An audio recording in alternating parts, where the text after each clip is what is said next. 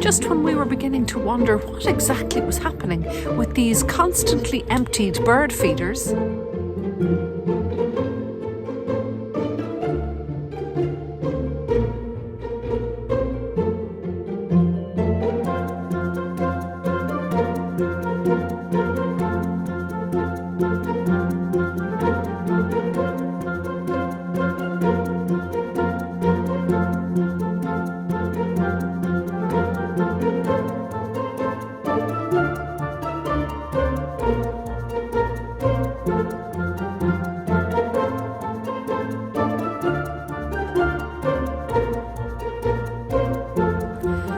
a very warm welcome to you all, as always, from all of us here in the Rectory Garden as we join together for worship this Sunday.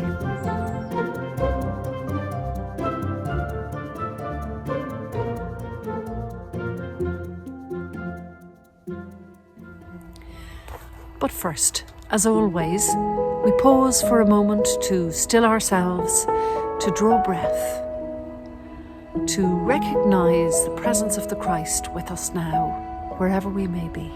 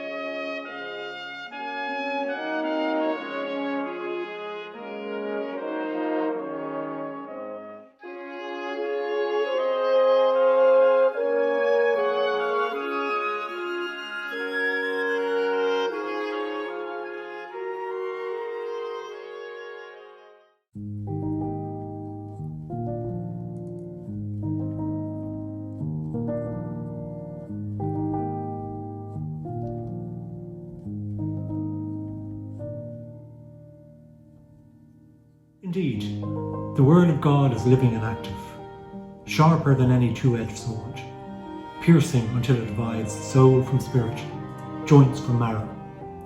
It is able to judge the thoughts and intentions of the heart. And before him no creature is hidden, but all are naked and laid bare to the eyes of the one to whom we must render an account. Since then we have a great high priest who has passed through the heavens, Jesus, the Son of God. let us hold fast to our confession. For we do not have a high priest who is unable to sympathize with our weaknesses, but we have one who in every respect has been tested as we are, yet without sin.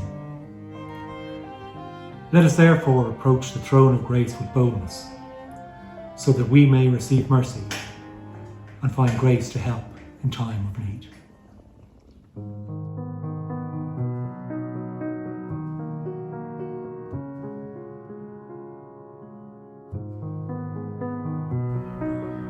This morning, I would like to step out of the scriptures to share with you a story that I heard not so long ago.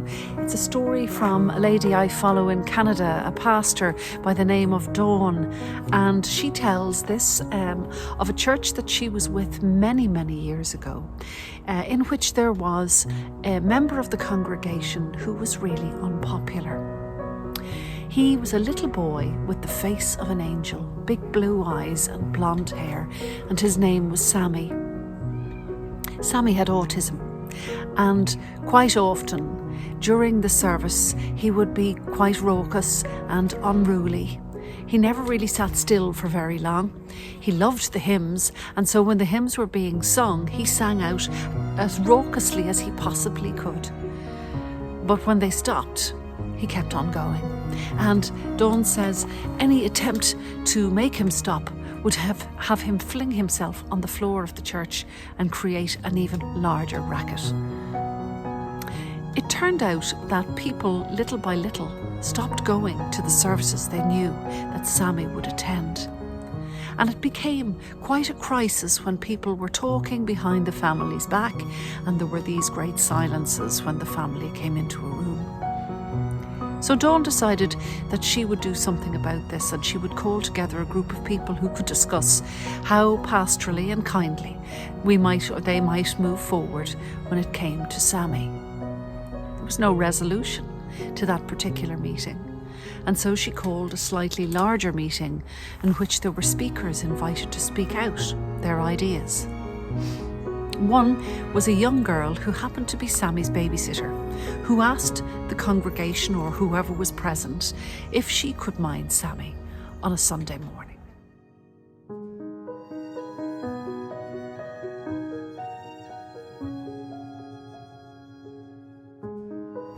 Something happened that was nothing short of a miracle. Sammy's behaviour in church entirely changed. He was still a little boisterous, still a little active, but nothing like the way he was because of Susan's handling of him. Even though he sang the hymns raucously as he always did, he managed to find a way to stop at the end and to sit relatively quietly. It was her understanding of him, her handling of him, that made life an awful lot easier for everybody involved, but especially for Sammy. Sammy is a grown man now, and Dawn often wonders what became of him or how he is doing. But at the time, he couldn't conceal his feelings, he couldn't repress them. His autism saw to it that he had to say them out in a very honest, open and rather refreshing way. But it's not the same for all of us. Some of us repress our feelings. Some of us hide our demons. We don't call them demons these days, we call them baggage. We call them hurts. And we manage, some of us, to take them to the grave. But there is also within us, alongside our repression, a calm voice that says, it's okay. It's all right. A guiding voice. Somebody who will sit with us in our upset and try and see us through, just like Susan did with Sammy. Dawn remembers a very poignant moment in her experience of Sammy many years ago. One morning, in the early stages of Susan minding Sammy, Susan came to Dawn and said he's missing. They couldn't find him anywhere, and Dawn grabbed her keys and went out towards her car, which was parked beside a small shed.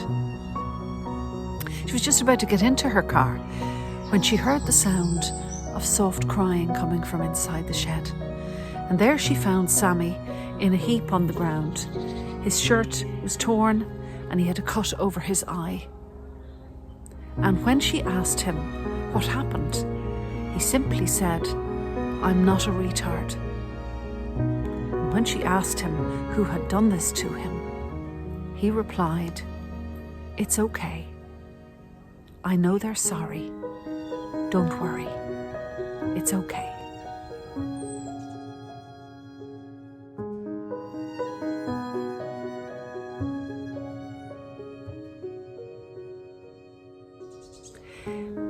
Dawn says that they cleaned him up and they brought him, herself and Susan, to an ice cream parlour in the town nearby, where he ordered his favourite ice cream.